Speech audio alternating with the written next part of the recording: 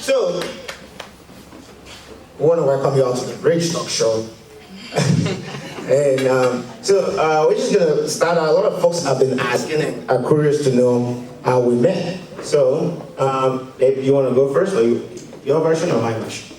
You can start, and as usual, you probably say something wrong. I know she's going to fill me in. All right, so we met on April 25th, 2011. Wrong.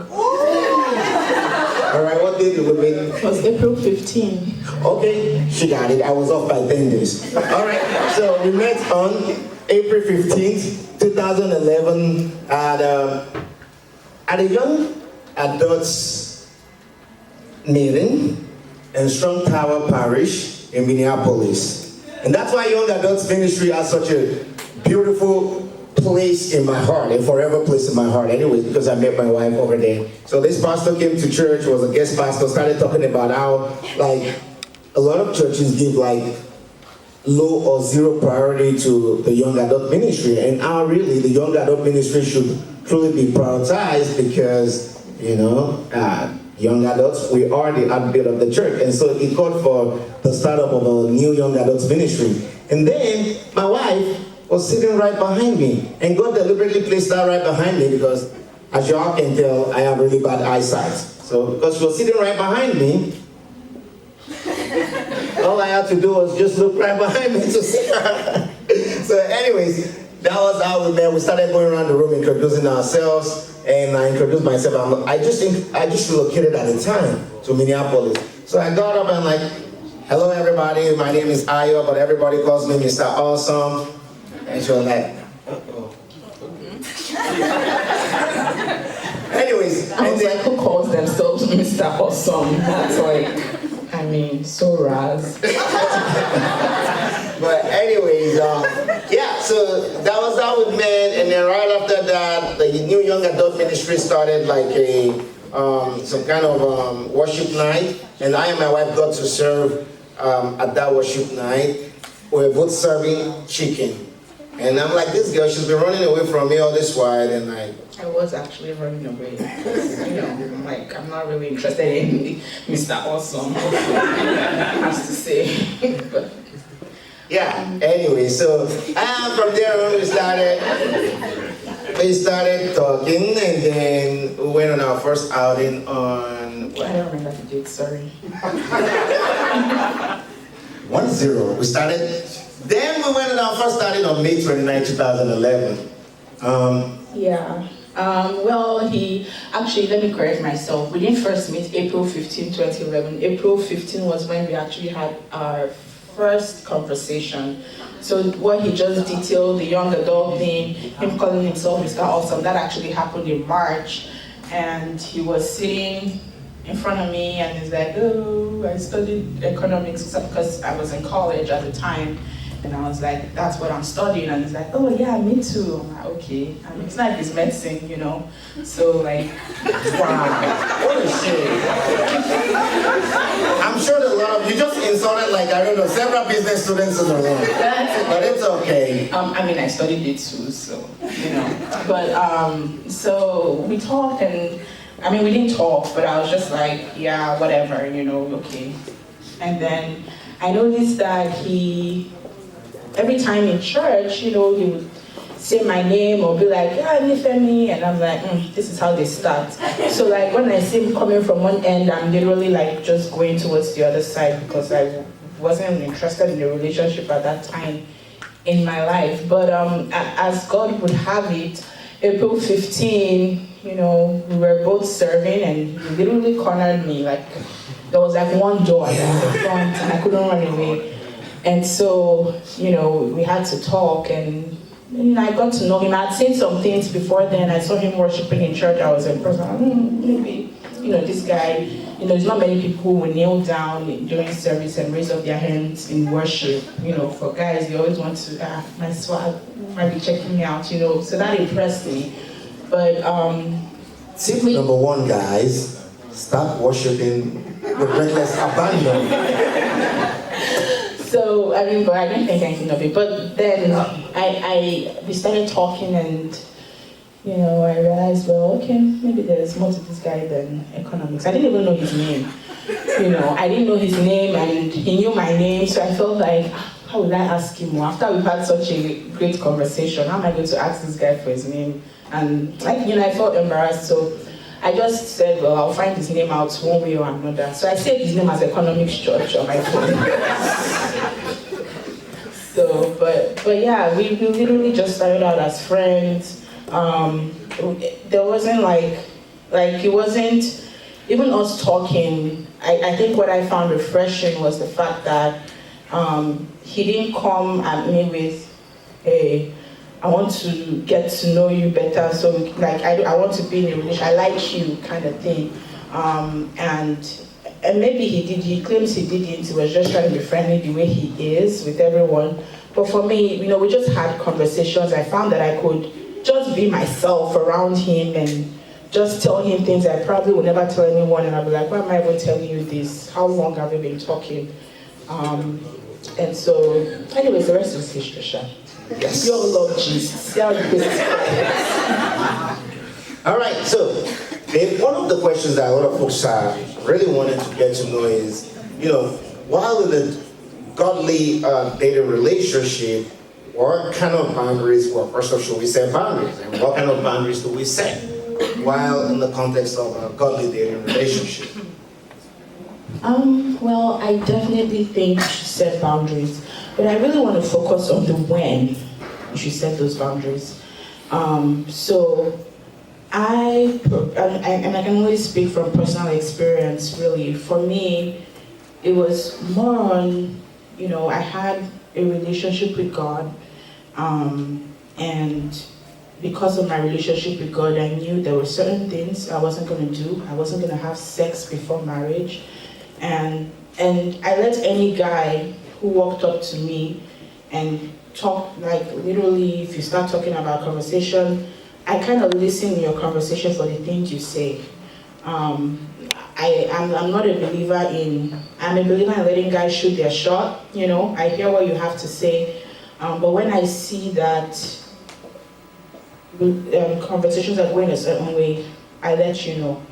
And so while we were friends and we were talking, I said it casually, and I'm like, hey, because I know I was starting to have feelings for him, and I could tell, hey, where this relationship, well, we were talking as friends, but, at a certain point, you kind of know, well, I think this guy might be feeling me, I'm feeling him, kind of thing. So I said it hey, I believe in sexual purity, not having sex before marriage. And the reason why I say the when is important, is very important. It's very important that you yourself have that conviction and you set that boundary before you get emotionally attached to the person, because when you're in that relationship and emotions come into play, if you're on the fence, and especially if the person you're dating, and to be brutally honest, because men are physical, the onus of setting that boundary, the responsibility majorly comes from the woman,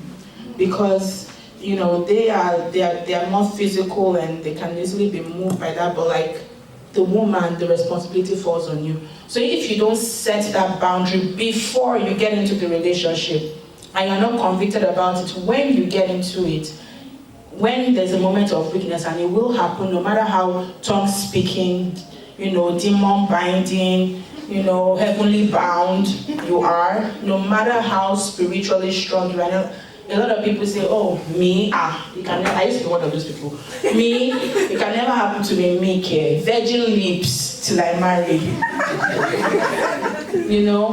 But we're human, and when you're in love with someone and you're physically attracted to them, odds are you will start to let those guards down. So setting those boundaries ahead of time and letting your partner know that it's very important to you before you get too emotionally attached is very important, right? Even setting the boundaries as to how much, when it comes to physical, because sex, it's not just the act itself.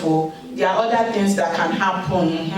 So even setting even setting those boundaries, you know, and keeping those checks in place. Checks are really important. Having someone that you're accountable to. That person was my mom. I was here by myself. I didn't have any parents. I was living in an apartment. I could have done whatever I wanted. My husband and I dated for 5 years. It's a long time, you know. So like my mom would call me and she would literally be like, let's then we didn't have. I didn't have an iPhone. Let's Skype. Let me see where you are. You know, if I say my husband I say he's coming, then we're not married, he's coming to visit. She will call at night, all times in the middle of the night. And I'm like, what's going on? So like, I'm just checking on you at 2 a.m. You know. So having those accountability partners in place, but I would emphasize, set those boundaries before you enter into that relationship and get too emotionally attached, and let the man know how important it is to you. That was too good. I almost don't have any additions to this, other than to let you know it was tough, y'all. And it was tough because, and just keeping it real, you know, before I met my wife, I was in another relationship prior, right? And that was my very first relationship. My relationship with Nikki was my second relationship. And in that first relationship,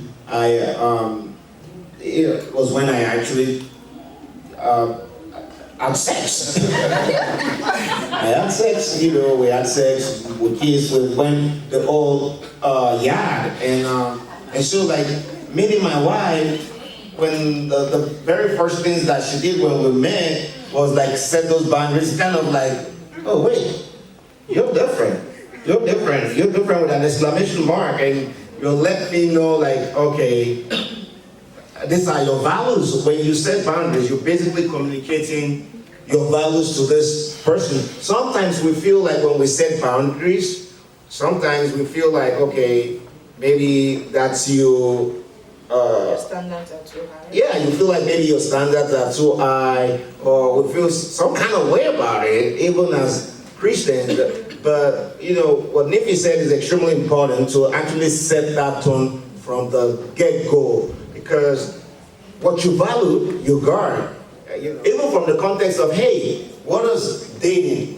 What does dating? What does it mean to you, bro? Because you want to know if this person is just an individual that doesn't even believe in the concept of godly dating. Is this someone that just is innate to be a friend, and you just want to friend zone you for 5 years, 6 years, 7 years, 8 years?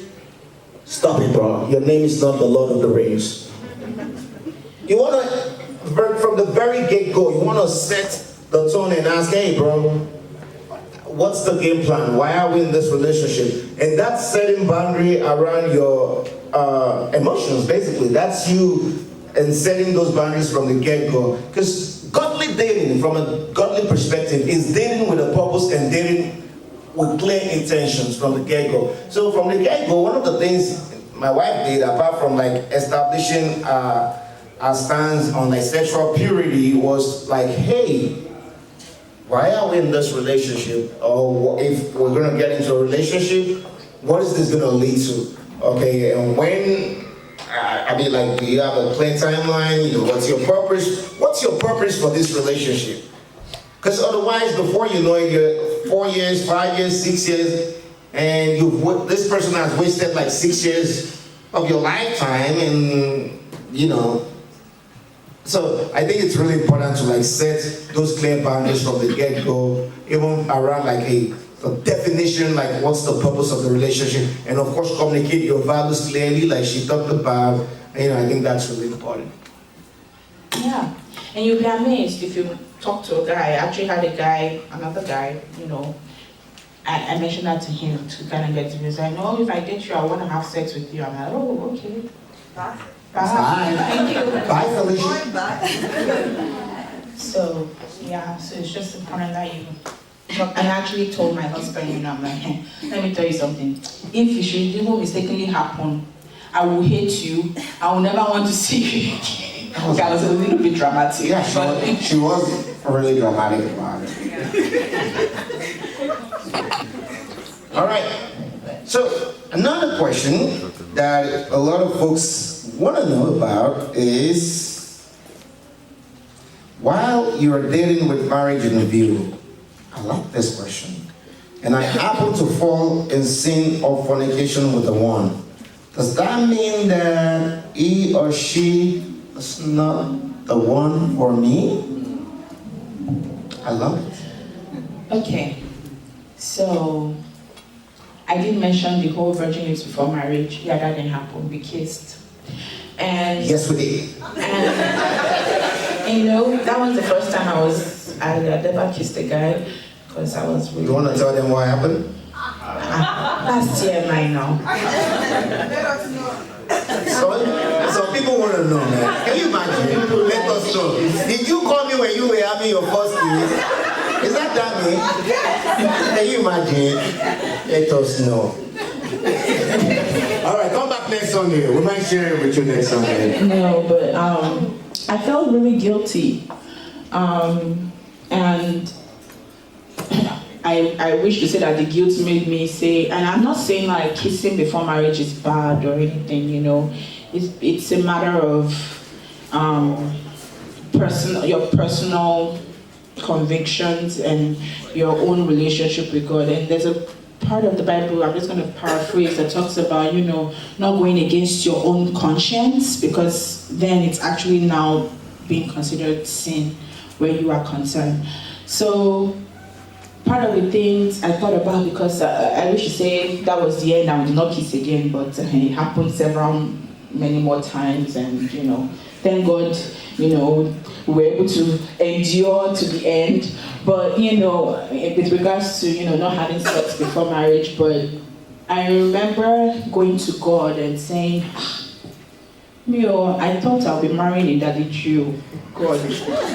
So I was a little bit disappointed, because I was like, yes, it's on me to set the boundaries, and at that time I didn't really know that. I was much younger, you know. I just expected that whoever my partner will be would also be someone who is very, very spiritually matured, to say, okay, no, we're going to fast and pray, you know, which we did for, you know, we did in our relationship. It doesn't mean we did not fast and pray, you know, but I remember going and saying, God, is this really your will for me? Because I expect that if it is your will, we will not fall into any temptation now.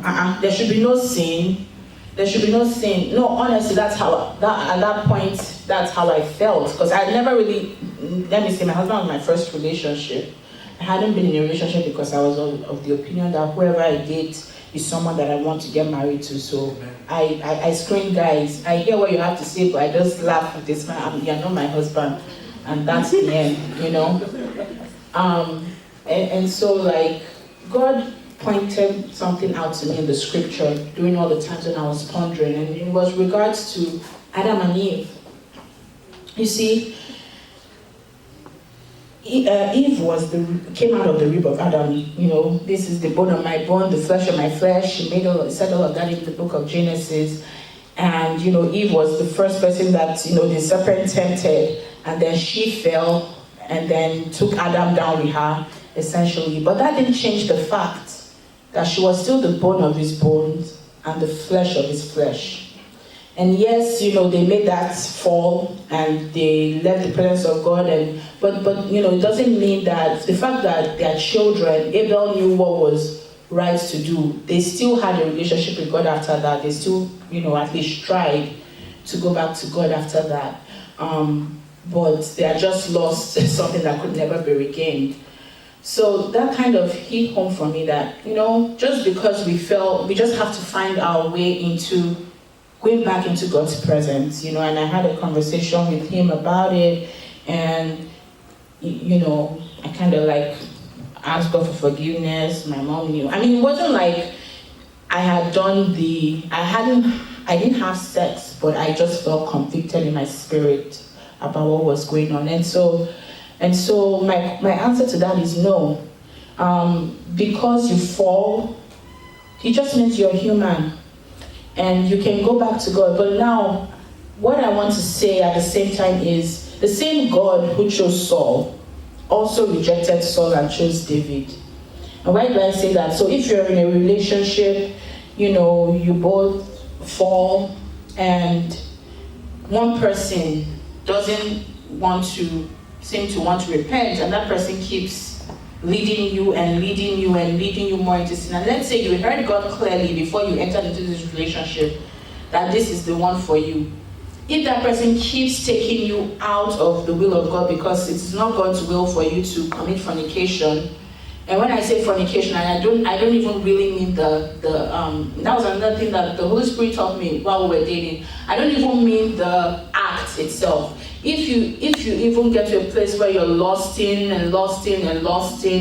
eventually one day it's going to happen. So if that person keeps leading you out of the will of God, I would say that you should go back to God again in prayer. And the person is not willing to repent. I don't think you should now say, I heard God.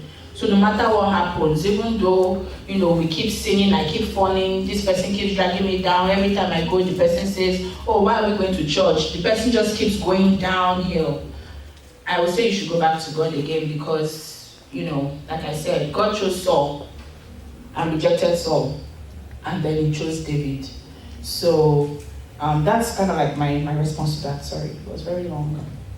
So I think the bottom line of what my wife just said is, every sin has a past and every sin has a future. But with regards to that question, the key thing is, for Christians, a lot of times what we ask is, hey, where do I draw the line? Where do I draw the line? We ask that question a lot. I think I think for me, the fact that we set those boundaries earlier on,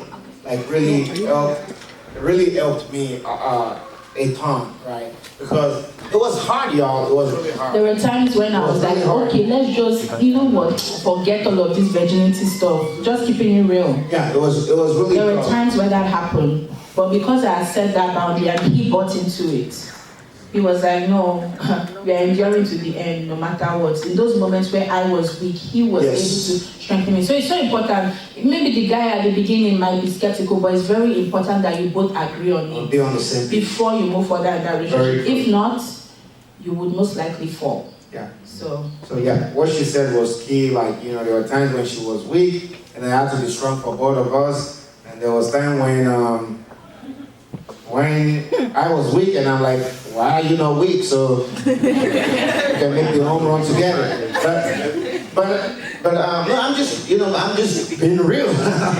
I'm just keeping it real. And Dami, she wanted to know what happened during the first kiss. What happened during the first kiss was that my wife actually pushed me away, and that really hit my self-esteem because I'm like, wait, I've been kissing for years, and this is the first time anybody ever pushed me away. Is it me or? Oh, no, maybe y'all want to be keeping it real? Hey, y'all want me to keep it real or keep it churchy? All right, so I'm just being real, but anyways, I think my wife kind of exhausted that question just for the sake of time. We're kind of running out of time here, so we're gonna skip. And I and my wife have been doing all the talking. I think, what just happened? Oh, the mic is sitting. All right.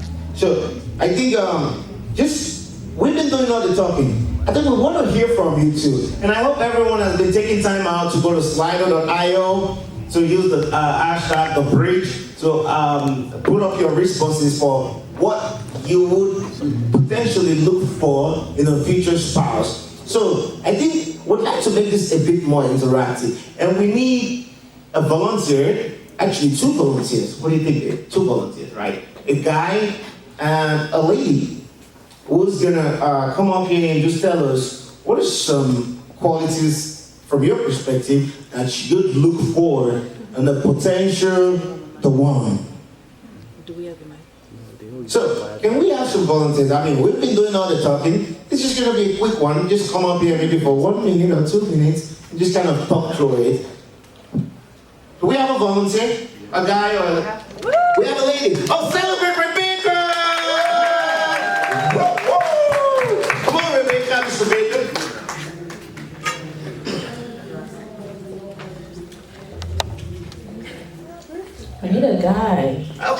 the guy, yeah. Do we have a guy volunteer? Come on, y'all. Nee, let's go. Nee. Where's Nee? Yay! Nee. Come on. All right, Nee. Okay, so, ladies first.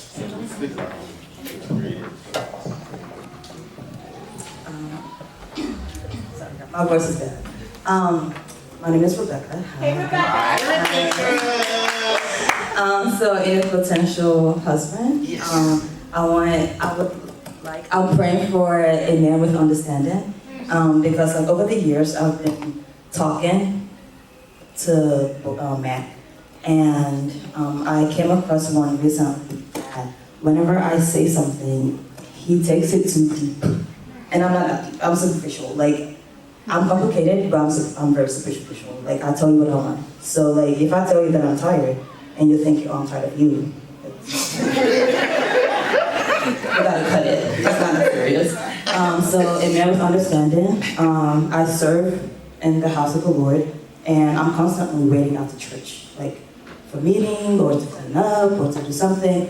So I don't want my husband to be in the car complaining, oh my gosh, like, where's Steve? You know, like I want you to like be there with me, and or at least understand that okay, this woman, like you, I want the man to stand with me, not against me, like to be equally yoked. And also I want, like Sister Nifemi said, that attracted her to Uncle, him being on his knees. I love, like when I'm in worship, I'm also on my knees. So like, I'm also praying for a partner that will get on his knees with me and we'll pray together in the house. All right. Celebrate Rebecca, y'all. All right. And we pray that God will meet and exceed our expectations in Jesus' name. All right. While she was bold enough to come vocalize our expectations, I again want to invite y'all to please go to slido.io and just write out your the qualities that you want to see in the potential husband or wife. All right. Hi everybody, my name is Nee. Hey, Hi, Nee. Celebrate Nee. He's one of our leaders at the bridge. One of our dependable leaders, by the way. Say what? He's unavailable? What are you talking about? Hold on. Give me one second.